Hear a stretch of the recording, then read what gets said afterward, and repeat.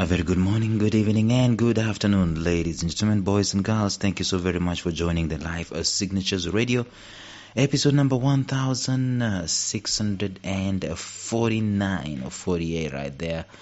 We're going strong and we're continuing to talk about the road less traveled and how we can give birth to ourselves.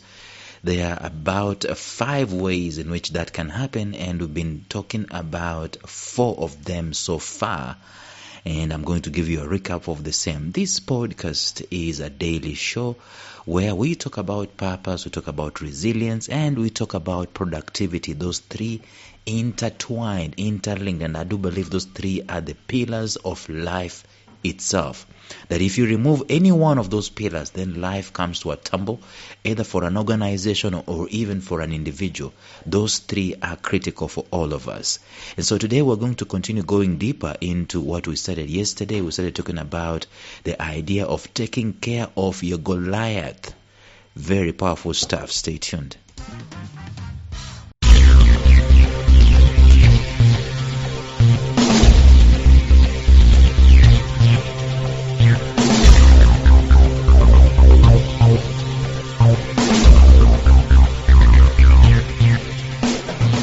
Welcome to the Life Signatures Podcast with Lawrence Namale. Lawrence is a life coach, author, and keynote speaker who loves to tackle different topics on purpose, productivity, and resilience. His mission in life is to awaken all your boundless possibilities available in you. Life Signatures Podcast is dedicated to bring to reality every single person who knows that deep down in their gut, there's got to be more to life than this. And now, here is your host, Lawrence Namale.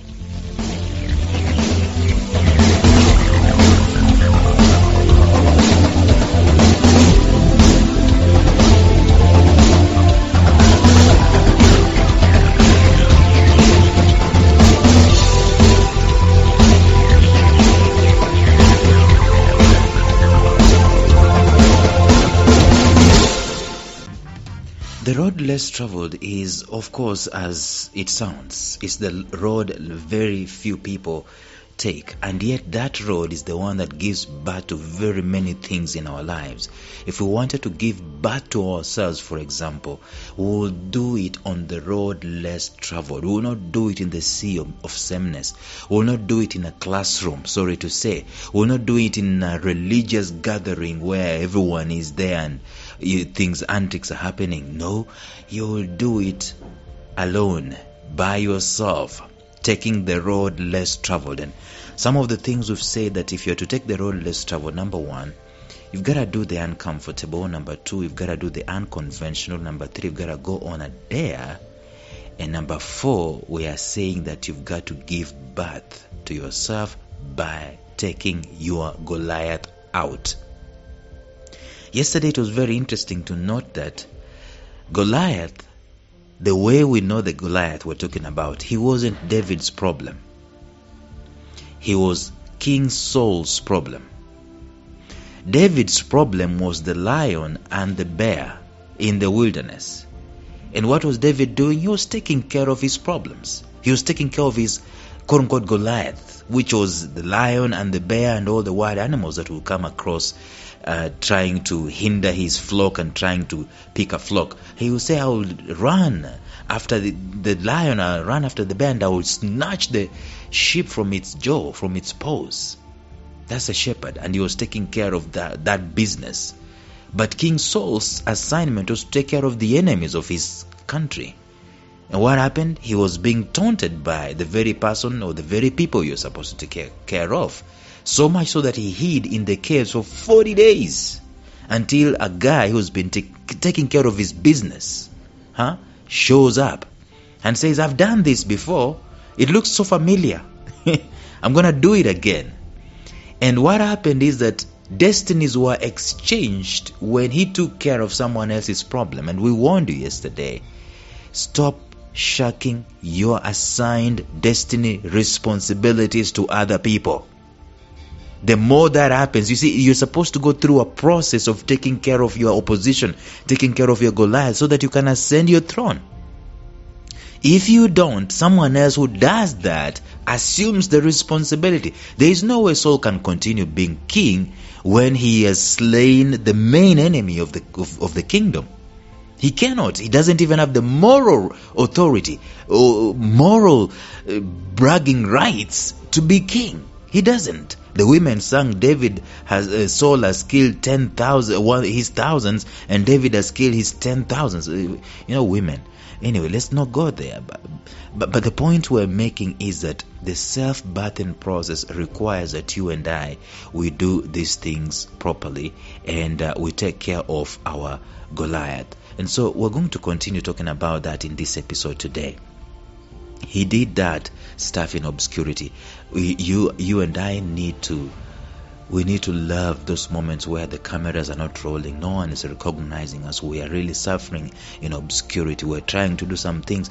But as long as we are in that obscurity and we are taking care of our opposition, we're taking care of the things that bedevil us, the things that come to fight us, the things that come to want to put a foot on us and say, you're staying here. As long as we take care of those things, we are going to be in good company when the opportunity to take care of a Goliath comes. See, ultimately David did give birth to his destiny when he took care of King Saul's problem, not when he took care of his own problem. In the meantime, failure to take care of his own problem, King Saul had the misfortune of seeing his brand plummet from that moment on. And so a boy gives birth to himself, and a man digs his own grave, all in one incident. So let us back up a little and consider some things. Being born is a powerful time for any human. Every baby that is born this world stands to recognize that moment, that holy moment, so to speak. But the thing is that as the baby is starting to grow, you and I, we are molded into an existing template where we follow through that template faithfully, not wanting to deviate. In fact, those ones who want to deviate from the template, we are considered rebels, delinquents, and so on, and they bring police onto us and so on and so forth. Have you ever been raised with a parent who says, I'm going to take you to police? Why? Because you did not want to toe the line. You are trying to kind of give birth to yourself, realize who you really are, away from the crowd, away from the template of the earth. And they say, I'm going to call police for you. That's why it's important for us to go through the process of birthing ourselves. It is important to detach ourselves from the status quo so that we can come face to face with who we really are, come face to face with our own greatness, and even come face to face with our own greatest weaknesses. Come face to face with what we lack. Come face to face with what we don't have. And it's always done in obscurity. It's always done alone. We have seen that there are 6 factors that will critically determine your self-birthing process, and we did that and so on and so forth. In addition, we have also been looking at the practical ways in which we can affect the process of self-birthing. And pitting yourself against a Goliath is something that is monumental. Goliath himself, if you read about him, if you research about this guy, those, and I know you've seen this in boxing sports and all these fighting sports, where people, they normally have these pre-fight routines, where there's advertising going on. They're advertising the fight, and they're coming to weigh each other, and they're facing each other before they face it. And you see, for the most part, the guy who's having a lot of bravado, fighting others and creating a ruckus, those are the guys who normally get clobbered, as in they're really clobbered for good. Goliath had an attitude that told it all. He had arrived, and there was no one like him. He looked like there was no one ever who will ever take him out. He looked around and dared at our whole army for 40 days. An army of I don't know how many people, thousands, for 40 days. What do you think was going on in his mind, in Goliath's mind? He must have been proud of himself. He must have been telling himself that he was unstoppable. He must be, every single day that they were cowering, he must have been, growing in confidence, growing in, he must have been telling himself that there was no one as mighty as he was and never will be. Consequently, Goliath did see himself at the pinnacle, while David looked at himself from the angle of possibility and growth. For Goliath, there was no one else. There's nothing else to add on my repertoire. For David, I've killed a lion, I've killed a bear. This can be one of them. If Goliath could kill the champion of the opposing army, that will not have been in the news. He had already picked, already arrived. It was already in the news. However, if David would kill Goliath, then that will be the news. 2,000, 3,000, I don't know how many thousands of years later, it still is the news. He had never done before, David, killing someone else's Goliath. He had always been taking care of his own business. And all he had known all along was how to take care of his own enemies. That's it. If he did this, it will usher him into another realm. And it did. It will give birth to a new David, and he will basically be introduced to himself anew. And that's exactly what happened, ladies and gentlemen. Things will never be the same for him. Well, David did it. And the rest, as they say, is history. If we are to give birth to ourselves, we need to overcome the titans in our own lives that are taunting us, coming up against us. You wake up every morning, the guy is there. The unpaid rent is there. You wake up every morning, that failed marriage is there. You wake up every morning, those delinquent kids are there. You wake up every morning, the joblessness is there. That's a Goliath. The first Goliath that has to fall is the man staring at you in the mirror. And Paul said it well. Paul the apostle said, what things I want to do, I find that I don't do. And what things I do not want to do, I find that I do. Oh, wretched man that I am. Now that's the Goliath that you and I need to start facing today.